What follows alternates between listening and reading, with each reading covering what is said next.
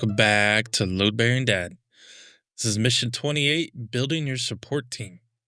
Last episode, we exposed the truth about invisible wounds like PTSD, depression, and stress, and how real recovery starts when you admit you can't do everything alone. Today, I'm breaking down how to build your backup, who you actually need in your corner, what science says about why support works, and how to take practical steps to stop fighting solo. So let's move on to mental reboot. Let's start with the facts. Here we go. Decades of research prove social support lowers risk for depression, anxiety, even physical illness. 2017, uh, a meta-analysis, there we go, in the Journal of Affective Disorders found that strong social ties reduce suicide risk up to 50%. The VA's National Center for PTSD notes veterans with strong support systems recover faster and show better results with therapy. Period. Support works because it reduces stress hormones, encourages healthy habits, and gives you perspective. But you can't build a team if you haven't checked the roster. So honestly, ask yourself, do you have family or friends you trust enough to call if things get ugly? Who supports you when you're not at your strongest? And is there a missing link? Like someone with live experience, or a pro, like a coach, or a therapist? Do a self check. Where's your team strong? Encouragement, accountability, humor, faith. Where are the weak spots? No one understands your service. No backup after hours. Gaps in practical help. Awareness is the starting line, even when it's uncomfortable. So your hack of the day, the support audit. It's easy to think, I'm good.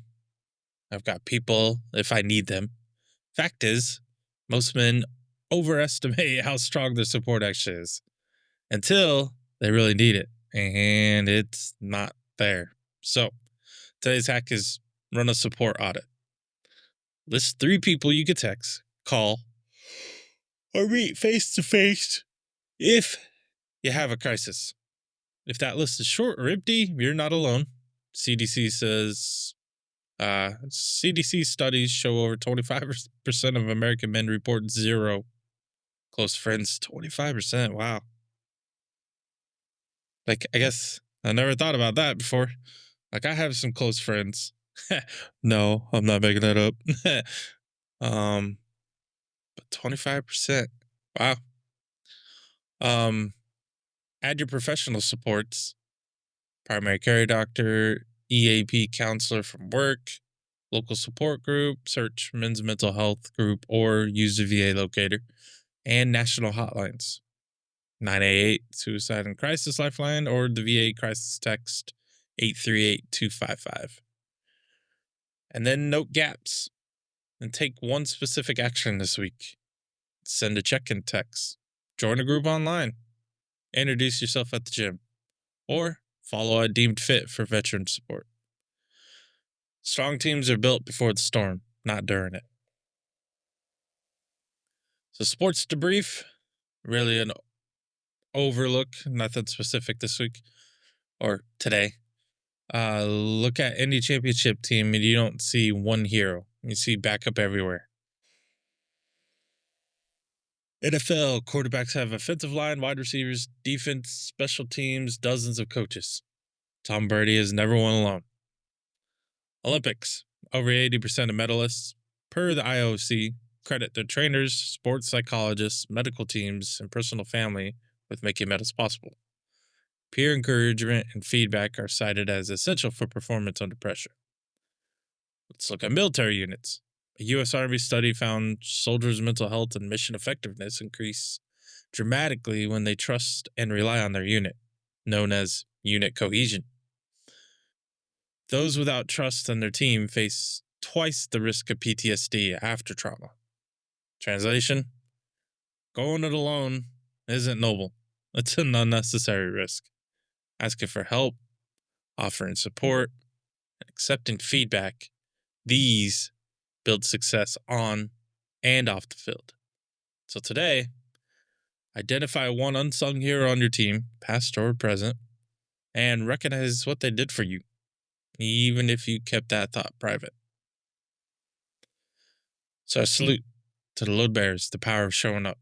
Support comes in all forms. Here's what the data shows: 1 in 3 Americans provides regular help to friends or family with health issues. This might be childcare, rides to the doctor, meals, or even just listening. That's said by AARP. Peer support, especially among veterans and dads, is linked to faster recovery and better coping skills. Most men prefer practical help over emotional support, but both matter. If you're the rock for your family or friends, know the support system works both ways, and you're allowed to receive as well as give. Tough guy myth. You should handle everything yourself. Fact: the ones who thrive admit when they need a hand. So let's pause and check in. Who's one person in your support system you never properly thanked? Is there a gap, like a lack of veteran connection, fatherhood, wisdom, or accountability for health that you feel right now? And what's your best next step? Join a group, send a message, ask for info at work, or tap a resource from the show notes? Remember, acting before you're desperate will save you when the load gets heavy. And we'll be right back.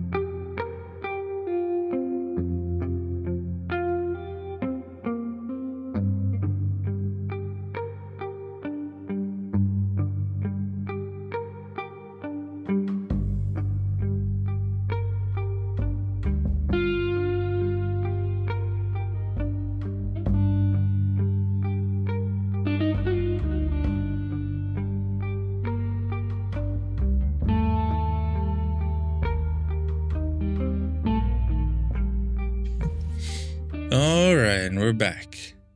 So now we're moving on to this day in military history. On July 29th, 1945, the USS Indianapolis was sunk by a Japanese submarine after delivering components for the atomic bomb to Tanan. Of 1,195 crew, only 316 survived. For nearly 5 days, men fought dehydration, sharks, and the open ocean.